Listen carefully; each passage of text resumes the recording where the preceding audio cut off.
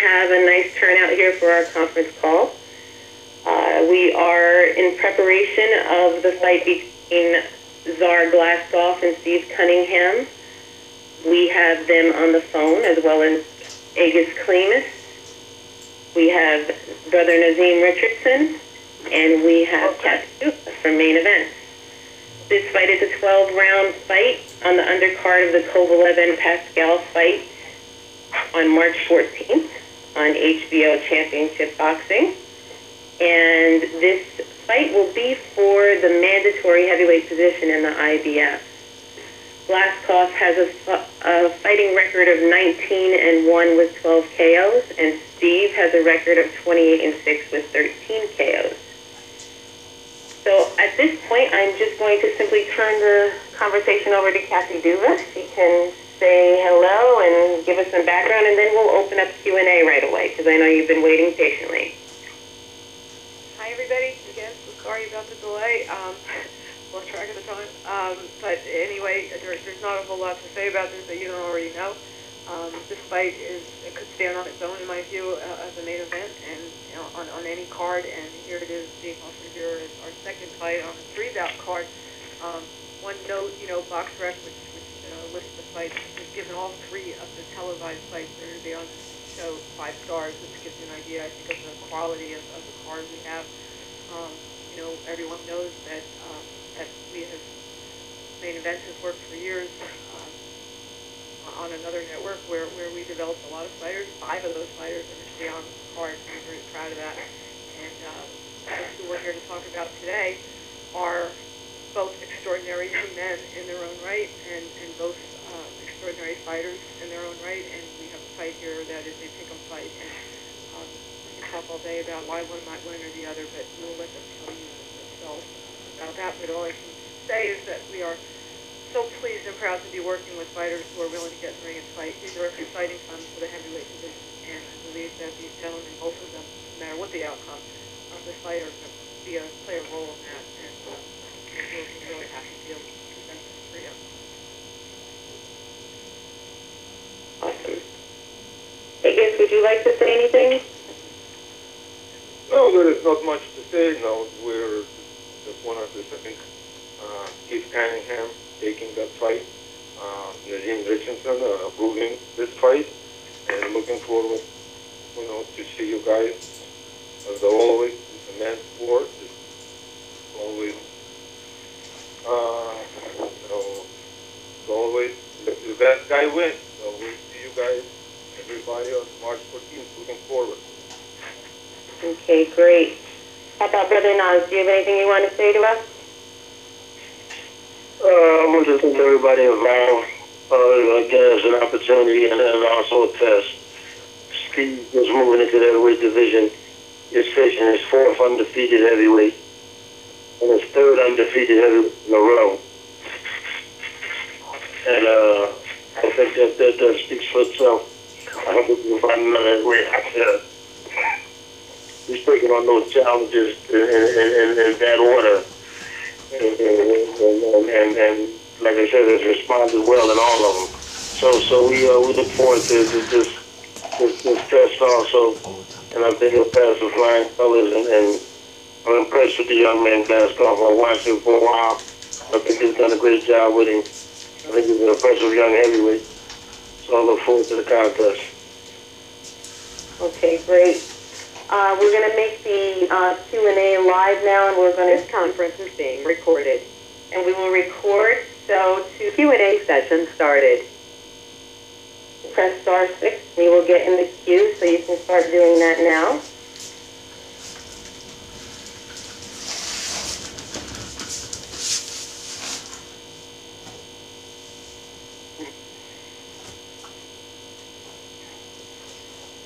And the module was doing, okay, so I will do...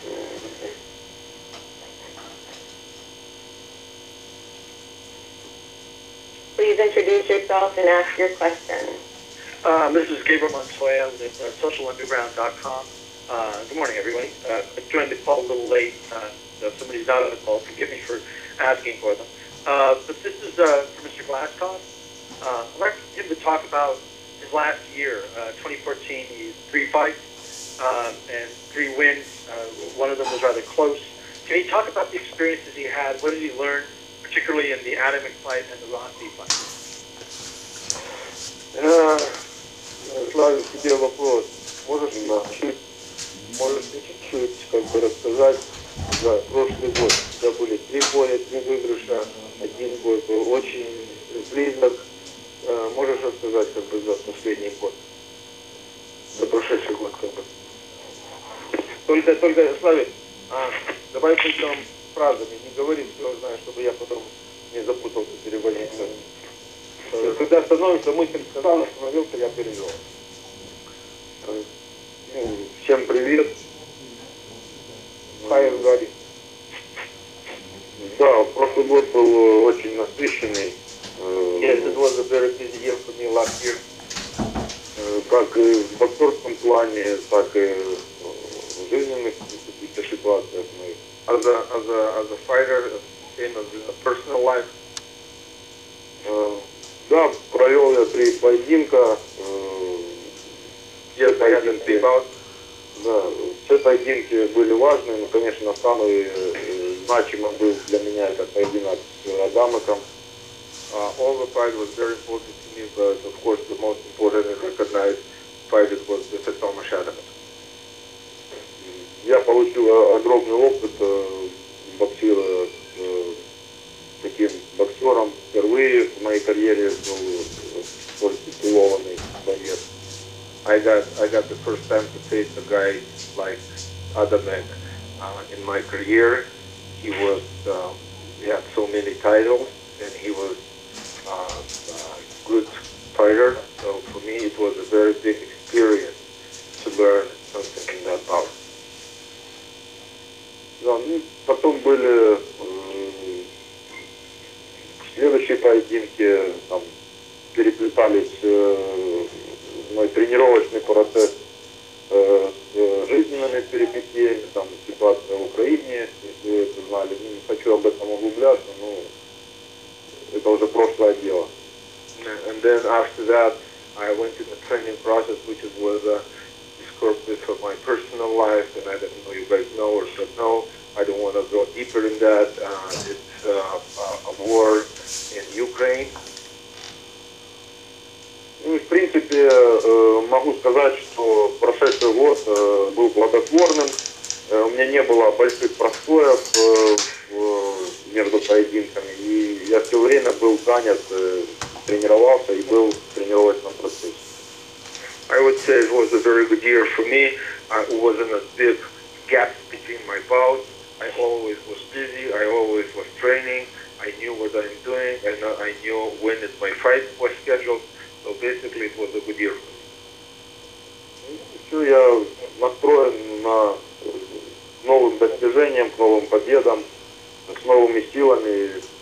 Я сейчас тренируюсь и готовлюсь к следующему бою. Yeah, and right now, I'm ready to go for the new victories, new happening, training, and I'm ready. Sure. Yeah, that's it. How hard is it, with the unrest that is ongoing in Ukraine, how hard is it to focus on the present, working, as a boxer, training constantly? Do you still have a lot of family over there? Is it something that's always on your mind? Как мешает тебе вот ситуация на Украине? У тебя много там осталось родных, и вообще, то есть, мешает ли тебе вот это все, что происходит на Украине, подготовкам к бою? Безусловно, мешало, вот, когда начались эти все события, но бабушку я потерял, но это, я говорю, это все прошлые дела. Сейчас я полностью сконцентрирован на подготовке, уже как-то вся ситуация сгладилась, поэтому отдаюсь полностью тренировкам и настроен на поединок. It was, of course, it was pretty hard in the beginning. It was interrupting my training, my concentration. I don't want to go deep in this, but I lost my grandma. She was killed on the street, one of the bombings, And of course, it was always something distracting where I had, to talk with my family, But right now, I am concentrating 100% because it's been already so long time, and kind of like not paying much attention to what's going on. So I am here, I'm training, I'm ready. Thank you, and I'm sorry for your loss. Good luck in the fight. If I could ask one more question just to Steve. Looking at those fights that Mr. Glazkov had, Derek Rossi, Adamic in particular, can you take anything from those fights and bring them into this fight? You have tremendous experience, but is there anything that you see in particular that you can exploit? I mean, there's always going to be something that you can see and you can say, oh, if he does that to me, I'm going to do this, or if he does that, I'm going to do this. Me personally, now that, I've been with Nazim for some years now, and him being such a mad scientist when it comes to figuring guys out, I let him do his job. He's one of the best trainers in the world in history for a reason. So he looks at the guy, he looks at the fighter, and he tells me, hey, this is what we're going to do. This is what we're going to work on. This is what he does. This is what you do. Boom. So I'm still like I'm in the military, taking orders, whatever Commander Nazim tells me to do, he tells me to go take that hill, I'm going to go take that hill the way he tells me to do it. So that's the faith and that's the trust I have in my team right there. That sounds like an experienced fighter to me. Well, good luck to you, Steve. I appreciate your time. Thank you, everybody. All right, thank you. Thanks, Gabe. Remember, *6 gets you in the Q&A queue. Yes, this is... Go ahead, sorry. Record, how you doing? This question is for Agus and also for Czar. How do you think what do you think stopped him in his performances against Derek Rossi and Malik Scott from kind of fighting the way that he's capable of fighting?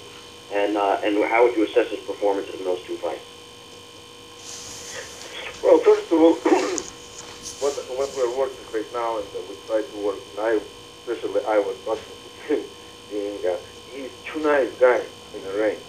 He's a very nice guy outside, but when he comes in the ring, he keeps us nicely. And what we're trying to do, trying to put him where he has to be mean in the ring. No matter how good you are, but when you go in the ring, you gotta be mean. You have to be aggressive. You have to have that, not anger, like this is not a war, this is a sport, but you have to have the sportsman anger. That's what we're working with him in the last probably few months, and we're trying to work on his strategy. It was, he never had a good, not trainer, but a good teacher. He had always trainer.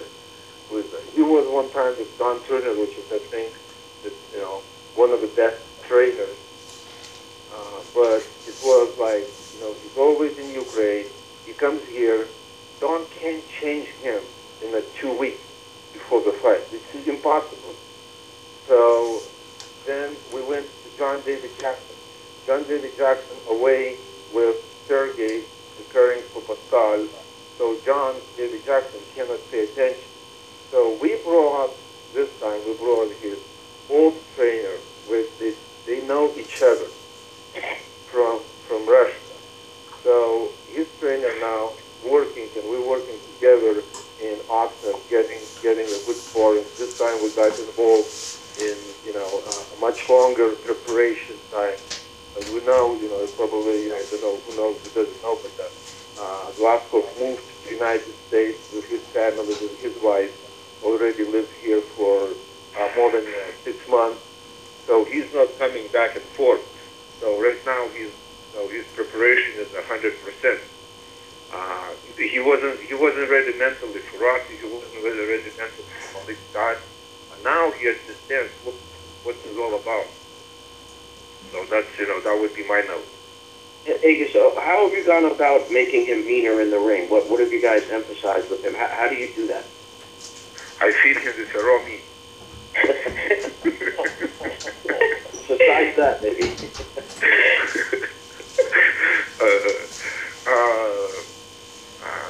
Probably just, talking a lot, that's what the psychologists, doctors are about it, right? Maybe, I don't know. We're trying everything we can, We're trying everything we can. But what I see the problem, which is I see a problem. He's not mean enough. He has a fast hand. He can hit, but he's not mean enough. So that's what that's what the people around say. That's what people see. That's what we're working on. Other than that, Great. Thank you, Agus. I just have a question also for Steve. How you doing, Steve? Hey, what's up, Mark? Good. I was just wondering how you would assess Glazkov's performance against Adamek. I guess it was probably about 15 months after you fought him the last time. What are your thoughts on how he fought in that fight? I thought he did a darn good job. I thought he did very well. I was the color commentator on that fight, so Glazkov showed a lot. I stated on the commentary that it was like the old lion getting beat by the young lion. It was a very entertaining fight. He showed heart. He even dug deep. But Adamek did come on heavy those last 2 rounds to show he was the champion. But before that, Glazkov stacked so many rounds, it was inevitable that he's going to get to 9. So I thought he did a great job. Did you think any of that was a reflection of Adamek, just being older or not?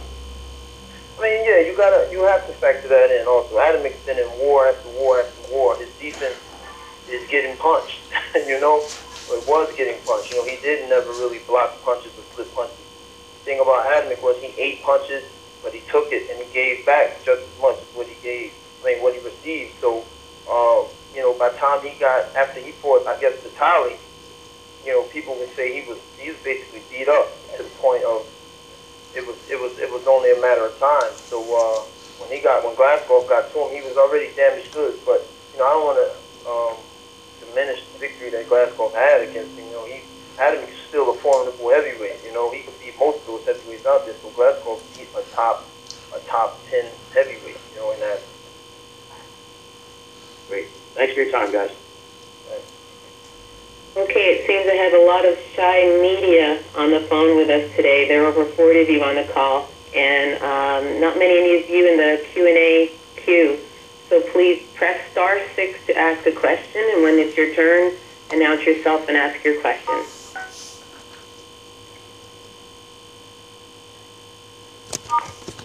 If you'd like to ask a question, please press 1 to add yourself to the queue. Otherwise, press your request has been received. The Glazkov fight, saw it, and I thought you won, not the Glazkov fight, the Adamek fight, the second one. Thought you won, then I watched it again, and I reached the same conclusion. But I had a question. You're similarly situated now and you're fighting Glazkov. How much of that Adamek fight playing in the back of your mind, and how will it impact your style and strategy? In the sense that you won a fight and you didn't get the decision, and you're fighting a similar opponent this time.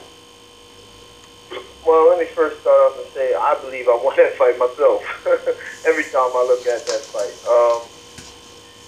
we know there's politics in this business, and Adamek had a huge fan base. Steve Cunningham really didn't. That plays an effect. There's just a lot of other aspects, but at the end of the day, I walked away from that fight very comfortable, and it seemed like a victory to me. So what I take from that fight with Adamek to this fight is, it's the same thing I take from every fight to the next fight. We got past that fight. There's things I did to Adamek, and I believe I'll be able to do to Glazkov. There's things I did to Adamek that I don't think I will. Like I said before, Nazim comes up with the game plan, and if Nazim says, flip backwards, spin 6 times, that's going to knock Glazkov out. That's what Steve Cunningham going to do. So I let Nazim look at the guy and analyze him and break him down, and he comes to the gym, this is what we need to work on. And I'm like, yes, this is the game plan. Every fighter needs a game plan.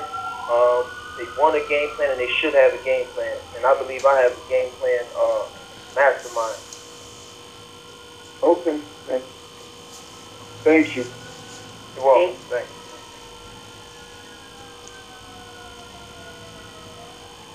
Hi, yeah, I'd just like to say congratulations to both fighters. Great that you're going on HBO. I know you've both been through some difficult times lately, and your perseverance is well admired. I just have a simple question for both of you guys, and it is kind of a tough question to ask. I'll ask Steve first, and then I'll ask Mr. Glazkov after, but it is the same question. Do you feel that your size is detrimental in today's super heavyweight world to get a world title? I'm gonna tell you the truth. I think my size is what's going to help me get a world title. You know, to be truthful, I don't consider myself a heavyweight at all. Period. You know, I'm just a fighter. You know, as you've seen, I've gotten in there with guys, you know, huge monsters. You know, but performed greatly, and even in the loss with Fury, I've done things people didn't even dream that I do. So I'm just a fighter. You put a guy in front of me or a challenger in front of me, and I'm gonna do what a fighter does, and that's try my best to kick that guy's butt. You know, and that's basically what I am. But to add to that, a smart fighter. So I think my size is what's gonna help me get a world title. Okay, thank you. Go ahead, I'm sorry. Mr. Glazkov, same question to you, sir. I'm going to translate to him. Вопрос для вас обоих был одинаковый. Как ты думаешь, вот это сложение, телосложение твое, размер твоего тела, ты думаешь, что это как бы в супер тяжелом весе то, что можно выиграть титулы, то, что можно завоевать, потому что вы как бы оба считаете маленькими тяжеловесами. Что ты, как ты думаешь по поводу телосложения? Да, все можно, а почему нет, чтобы на этом не зацикливались. Да, сейчас эпоха пошла больших супертяжеловесов, но у них много недостатков. I think everything is possible. Right now at this moment, of course, start coming the huge guys in the light heavyweight division, but I think they have a lot of minus. Okay. И если грамотно использовать эти недостатки, то проблем не должно возникнуть в поединке с большими боксерами. And if you smartly go in the ring and you take all of their minuses, what they have, I think the possibilities to win the fight is not in the sight. Okay, thank you very much, both of you. All the best. And I never stayed in my publication. I'm Sean Croce out of Boxing Insider. Thank you. All right, thank you. Thank you.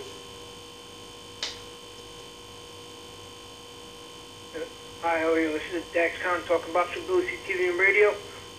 My first question is to Steve. You were speaking before. You mentioned how your size is one of the things that you believe is going to help you get a heavyweight title shot. Now, when I look at this matchup, it kind of reminds me of, you know, how the heavyweights were before, you know, the era of the really big men came in. Now, is this something, you know, with your mobility, especially as of late in your last couple of fights, you look probably the best you have in years. Now, is this something that you really think, you know, with that mobility that is going to give all these guys so much trouble that have become so used to, you know, fighting, you know, smaller guys, but, you know, guys that are actually bigger than you, you know, in terms of mass? I mean, yeah, that works in a sense of the intelligence behind the guy, you know, with the smaller size and utilizing the mobility. You know, there are guys who have that size and don't do it that way, you know, but I've got like I keep saying, I got a great team, and they emphasize certain things about me and my strengths and my weaknesses in the fight and throughout camp, strengthening those weaknesses. So, like that, as you've seen, I've gotten better and better with each fight. So, each heavyweight fight. So, it's to me, like I said before, to me, I think my size is a plus. You know, because being big does stop you from being able to do certain things.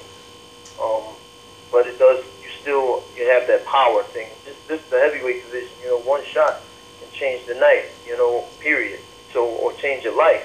You know, good or bad. So, But even though the Glazkov is a pretty small heavyweight, you know, to an extent, about 220, 219, so this is going to be like two cruiserweights fighting.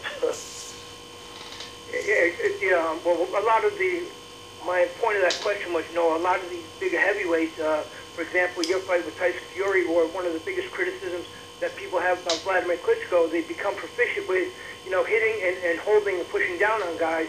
And, you know, with somebody like you, they really can't, you know, get you down there in one spot long enough to wear you down for them to get off those power shots. Well, I mean, that is a noticeable thing that we've been noticing. I mean, I'm a fan of boxing myself, and I watch all the fights. You know, I watch everybody's fight. I love boxing. So, I mean, I've seen those fights where Vladimir has done that. And, I mean, we have a referee in the ring for a reason. You know, referees, the referee has to do his job. You know, there are rules in boxing. You know, and there are rules in place for a reason. So, the referees, why is he in the ring? He must enforce those rules. You know, and do his job, period. His or her job. And my other question is for Czar. Now that you're back with your old trainer, you know, since you guys have been working together, you know, have you had to take any time, you know, to get readjusted, reacquainted, or, you know, since you've been back together, has it felt like sort of, you know, there hasn't been any sort of separation between you guys? Have you meshed well?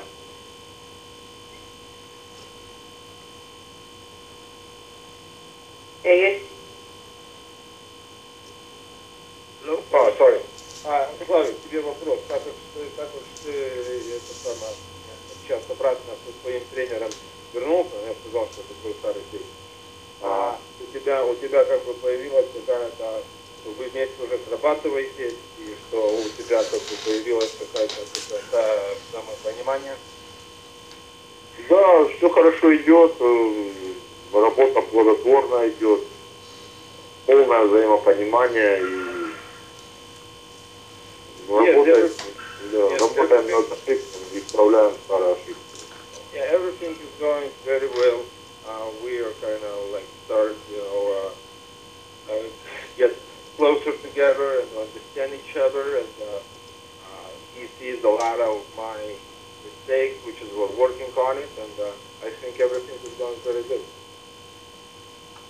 All right, thank you. Best of luck to both you guys. Thank you. Hi, this is David Grice with Boxing Scene. My first question is for Steve. Obviously, if you win this fight, you can be basically winner of the fight between Vlad Klitschko and Brian Jennings. How do you see that fight going? And is there one of those two guys that you would rather face? I don't know. I don't think Jennings is fighting for the IBF title. So I don't think I would be facing Jennings if he wins. You know, I think the title will go vacant if he wins. I think he's fighting for the WBO, I believe. I'm not sure, but Steve, if so, yes. Steve, this is Kathy. Actually, he is fighting for all of the titles that Vladimir holds. So that would be all WBC title. Oh, wow, that's awesome. So yeah, well, hey, if how do I see the fight going? I don't know, because you know you got Vladimir. He's a great fighter. He's a historic fighter by now. You know, he's done some things in the sport that many haven't done. You can't deny his pedigree. You can't deny what he's done. You can't deny his work ethic. I've been to camp with him twice, so I've seen how this man works. But with Jennings being young, strong, smart, still learning on the job, hungry, starving, he hasn't been to camp with Vladimir. He hasn't been on that level yet, which could be a very good plus for him. You know, get to that level, and it's, you know, things at that level can shake people. But with him not being there before, him being just oblivious, or not oblivious, but just a little bit ignorant to the scariness of it, or some things that might shake some men, he can run right through it and do a job. And he touches Vladimir. I mean, we all know Vladimir doesn't have the greatest chin. So Jennings is strong and athletic.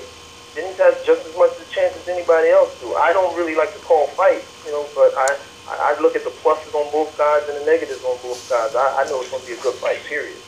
Now, if Jennings wins, that would be an awesome fight. I mean, that would be a great fight to do in Philly. I mean, I know we've been offered to fight Jennings, and you know, vice versa, and we both turned it down.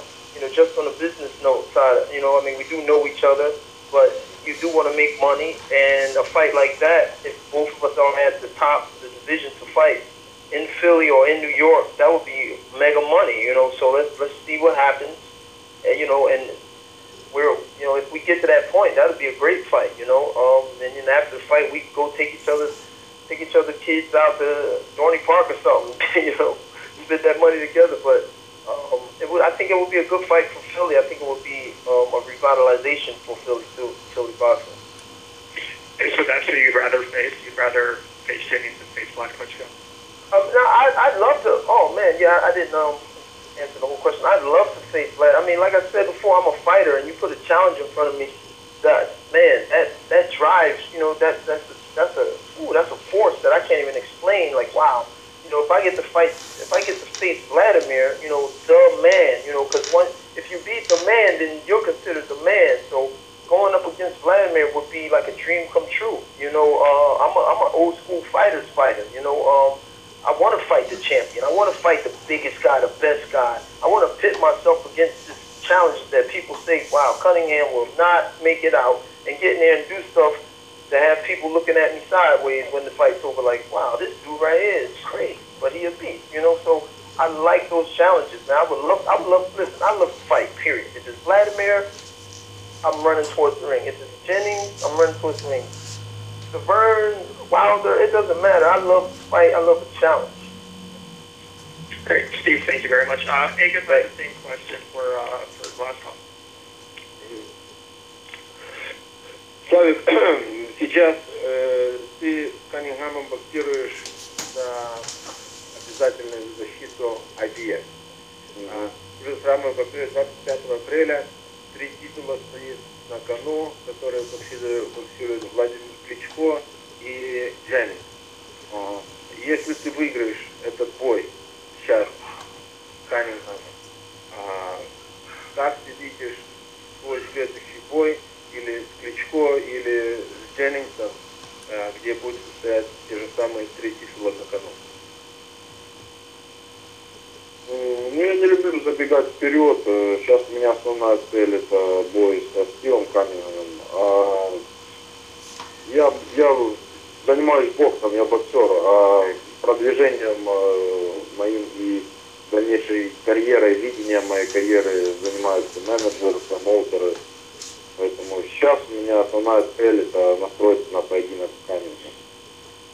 I don't run in front of a wagon, so I can't say what and how and what it is. So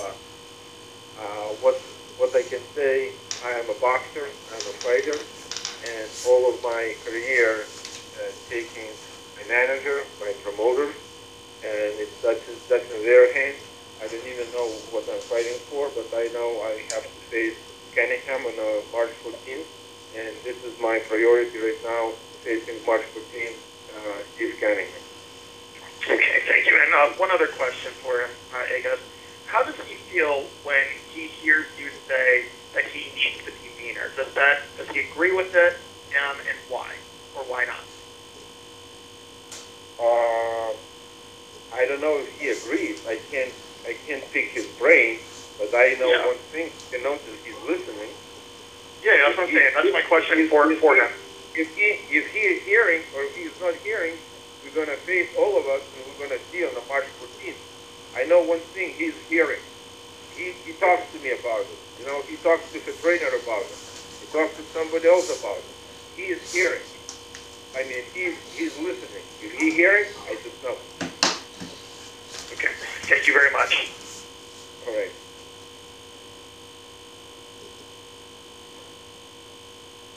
Hi guys, this is Diego Morilla from RingTV.com. My question basically is for Steve. Steve, Glazkov talked about personal problems recently, but you had a bit of a roller coaster ride too with your personal situation with your family. Can you talk a little bit about how this plays into your mind going into this fight? Say that again. How do I do what? How do I?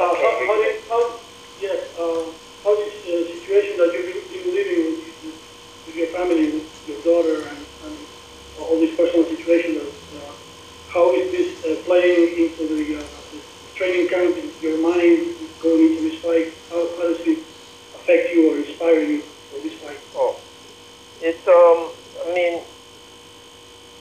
say this first. My daughter's 9 years old.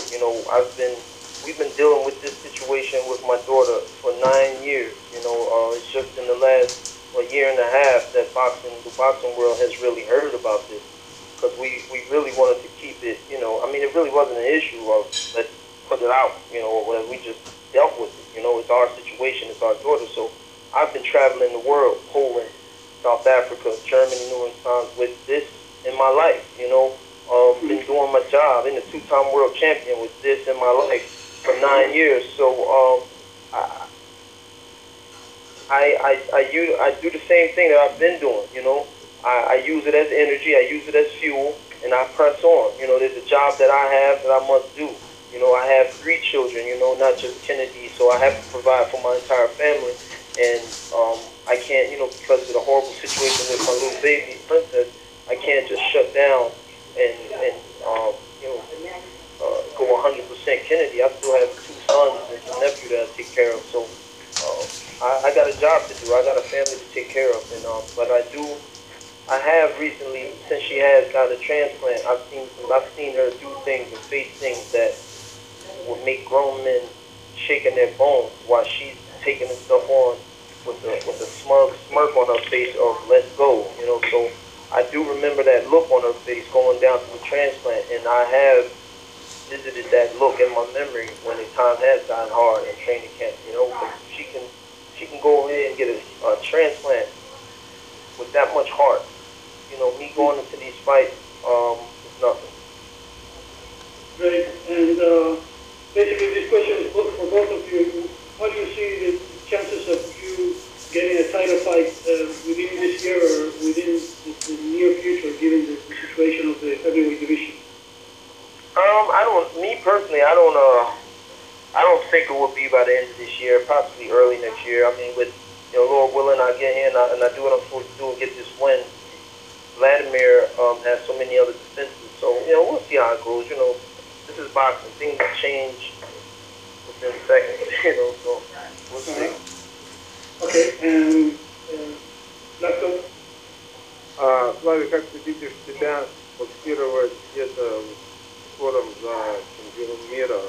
То есть, скажи, что только что следовало, пожалуйста.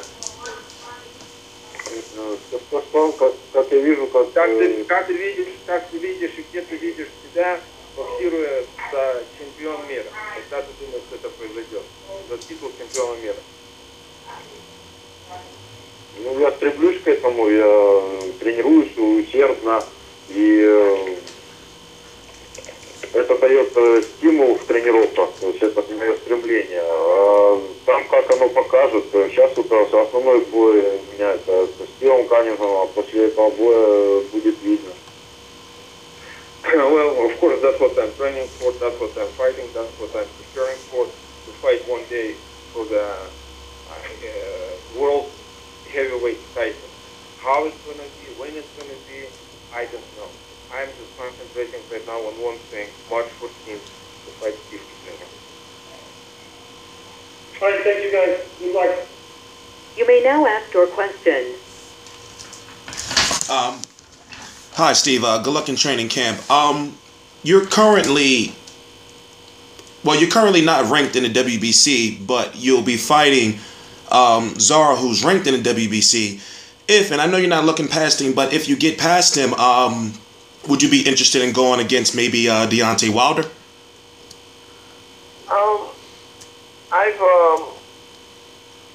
Like I said before, I'm a fighter, and if the challenge is put before me, if I get that opportunity, that dude, Deontay Wilder is the WBC champion of the world. If anybody was presented with that challenge as a heavyweight, show me who would say no, with enough time to train and get ready for it. So if that was presented to me, yeah, I would take that fight, no doubt.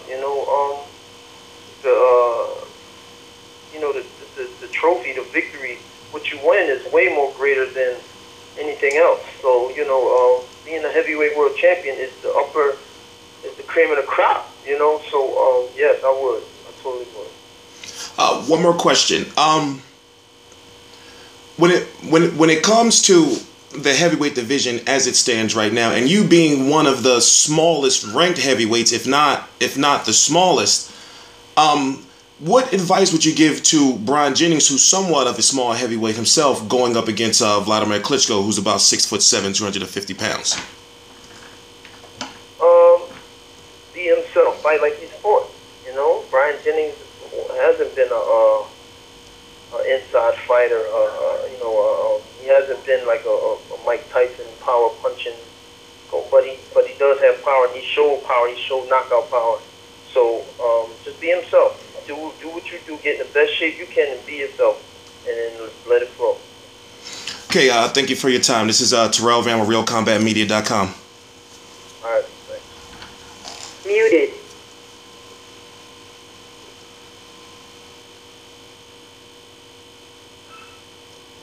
This message is for Steve Cunningham.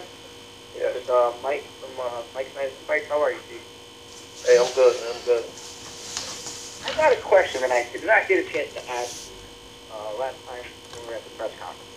You know, being in this day and age, you know, there's certain fighters that reach certain accomplishments, and they're not shy about telling everybody about it time and time again. You know, you're one of the humble guys in the business. You don't really talk much. And I started to realize your age is getting up there. And, you know, you've been in a lot of wars. At this point in someone's career, I mean, a lot of these guys start fading off.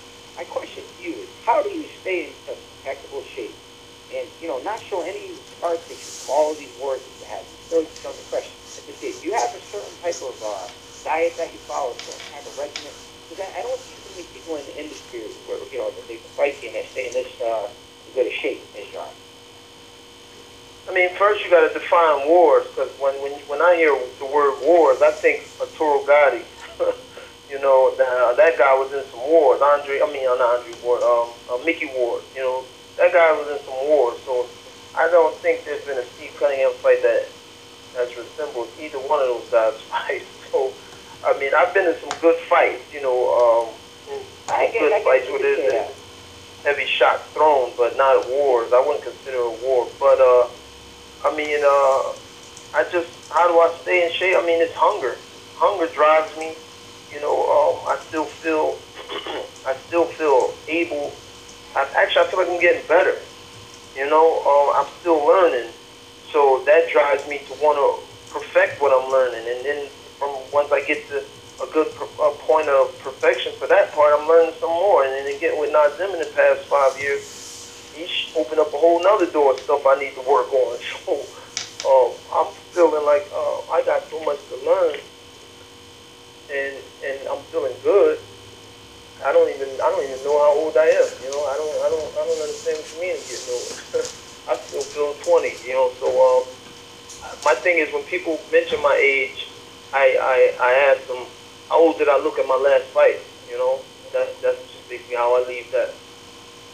And again, you know, going back to that, it's a rare find now. I mean, I just wonder, you know, how you maintain that. You know, being at this age where people think it's a death sentence. You know what I mean? And meanwhile, you're making it look so young.